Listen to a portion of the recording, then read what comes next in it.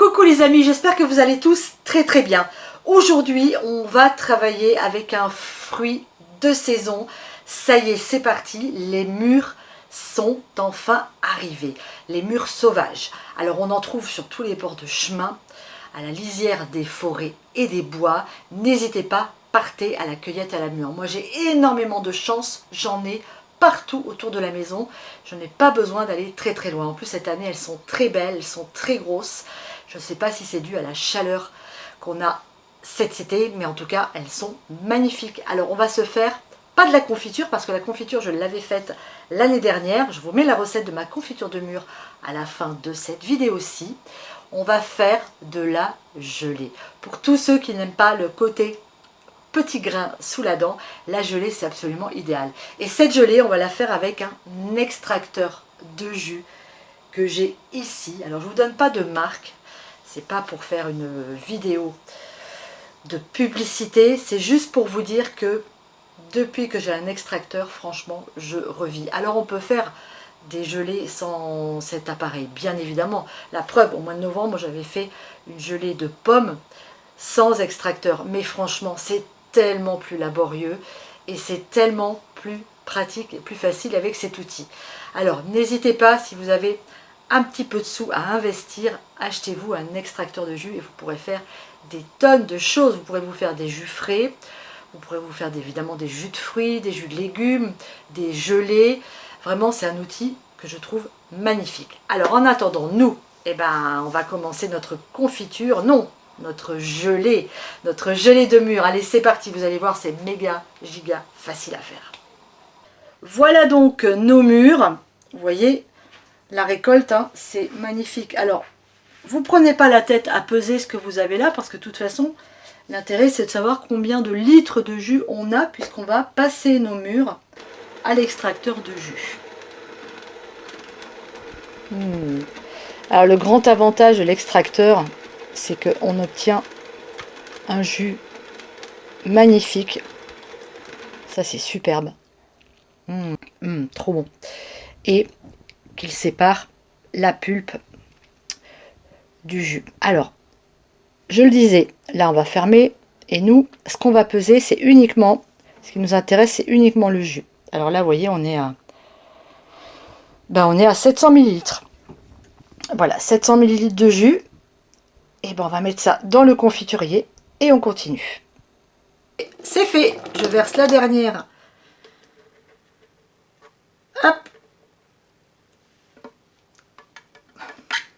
J'ai obtenu 4 litres de sang de jus de mûre. Regardez-moi ça, magnifique, du pur jus. Et voilà ce qui me reste, la pulpe et les grains qui sont ici. Alors ça va au composteur. Maintenant, qu'est-ce qu'on va faire? On va mettre ça à chauffer. C'est magnifique cette couleur. Allez, une fois que ça commence à bouillir, j'ajoute le sucre. Et le sucre, je vais en mettre 2 kilos.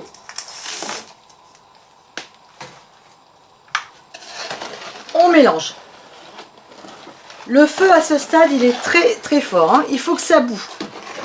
Il faut vraiment que ça se mélange très bien. Et on va laisser bouillir.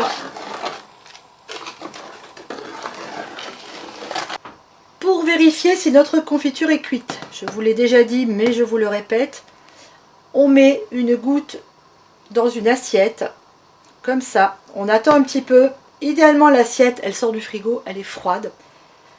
On attend un peu pour voir si notre goutte fige rapidement. Alors, voyons un petit peu. Voilà, on est encore un tout petit peu liquide, mais on n'est pas loin de la fin de la cuisson.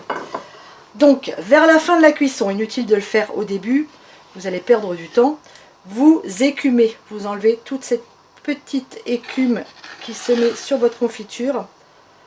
Ça, c'est très important, il faut absolument le faire. C'est des impuretés qui remontent à la surface, on les enlève. Sinon, notre confiture a plus de risques de moisir.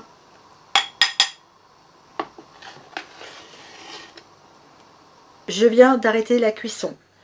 Notre goutte, ici là-haut, fige. Ok, notre gelée est cuite. Et bien maintenant, on va procéder à la mise en pot. On fait très attention, la confiture est bouillante. C'est pour ça que cet outil aussi est très très pratique, hein.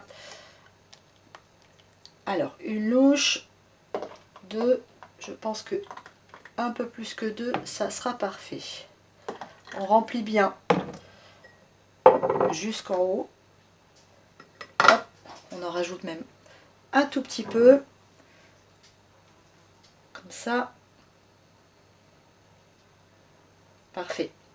Et on vient fermer immédiatement nos bocaux. C'est très chaud. Ouh. On ferme bien et on les retourne. Comme ça. Notre gelée est en pot. Et ben on a réalisé 14 pots de gelée de mûre. Magnifique. Alors je les laisse à l'envers pendant une petite heure et dans une heure, je les retourne et je les laisse complètement refroidir avant de les étiqueter et de les ranger. Voilà les amis, c'est fini pour aujourd'hui. Cette confiture, elle va être géniale avec des gâteaux, avec des roulés. Vous savez, vous faites un roulé à la confiture là, tellement régressif avec la gelée à l'intérieur. Un délice avec des tartes. Dans un yaourt nature, c'est super bon. Et puis évidemment, le matin, sur une belle tranche de pain de campagne grillé avec du beurre salé. Ah, il me tarde. J'ai même pas pris le temps de la goûter avec vous. J'ai tout mis en pot. Je me suis dit, mais bon, je pense que je la goûterai dès demain matin. Allez, je vous embrasse très fort et je vous dis à très bientôt sur Popote et Potager. Ciao!